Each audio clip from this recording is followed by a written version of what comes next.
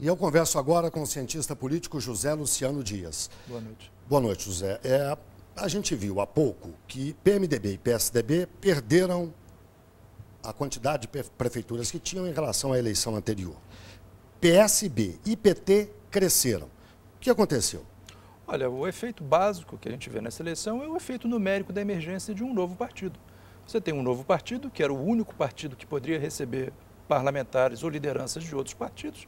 Isso alterou completamente a regra do jogo, alterou completamente o resultado eleitoral. O partido já começou com cerca de 300 prefeitos. O senhor está falando do PSD? Do PSD, ou seja... O partido do prefeito Gilberto Kassab. Exatamente. Como ele se aliou a vários partidos em várias situações estaduais, nós não sabemos, por exemplo, se a queda dos prefeitos do PSDB se deve à perda de apoio político ou ao fato de que você deslocou uma parte da sua base em Minas ou no Paraná para o PSD local. Então, como o PSD entrou no jogo com essa dimensão, uma dimensão já substantiva em torno de 400 prefeitos... Foi o quarto colocado? Foi o quarto colocado, ou seja, você inventou um quarto colocado para o processo, você não tem como julgar muito claramente qual é o significado político da queda desses outros partidos. E mesmo a subida, quer dizer, o que seria de esperar seria um avanço muito grande do PT, como é natural para o partido que ocupa a presidência da República. Cresceu cerca de 15%. Cresceu nada, do ponto de vista de um partido que ocupa a presidência da República, ele cresceu muito pouco. Não sabemos se isso é um problema político ou se é um problema numérico criado pela existência do PSD. Né? E o PSB, do governador de Pernambuco, cresceu 41% ou 42%. Mais uma vez, é um efeito numérico. Como ele partiu de um patamar muito baixo, se eu saio de 100 para 200 prefeitos, eu tenho um crescimento de 100%.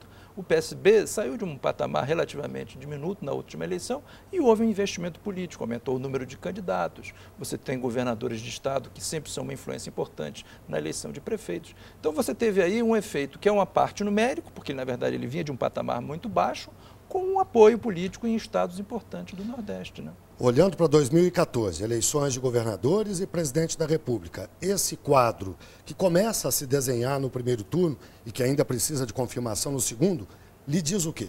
Diz que as condições são muito competitivas, todos ganharam alguma coisa. O PT conseguiu levar o Haddad no segundo turno em São Paulo, o PSB conseguiu eleger o prefeito de Recife no primeiro turno, Aécio Neves conseguiu eleger o prefeito de Belo Horizonte no primeiro turno, mesmo o PMDB teve um bom desempenho no Rio de Janeiro. Então, todo mundo que tinha algo em disputa na eleição municipal, ou todo mundo que tinha algo a perder e algo a ganhar, saiu-se com algum nível de êxito político. Depende agora de confirmação no segundo turno. Depende, mas o segundo turno, basicamente, o que vai decidir é São Paulo, quer dizer, mas mais uma vez não vai ser um resultado surpresa. Quer dizer, o PT vencer em São Paulo, o PSDB vencer em São Paulo é o resultado das últimas 5, 6 eleições.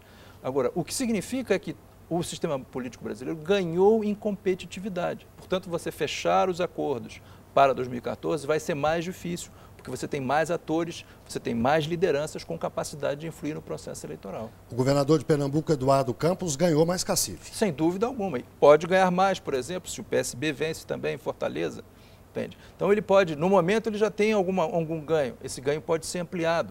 Ele pode ser ampliado se alguns candidatos do PSB em certas capitais, que estão no segundo turno, também vencerem essas capitais.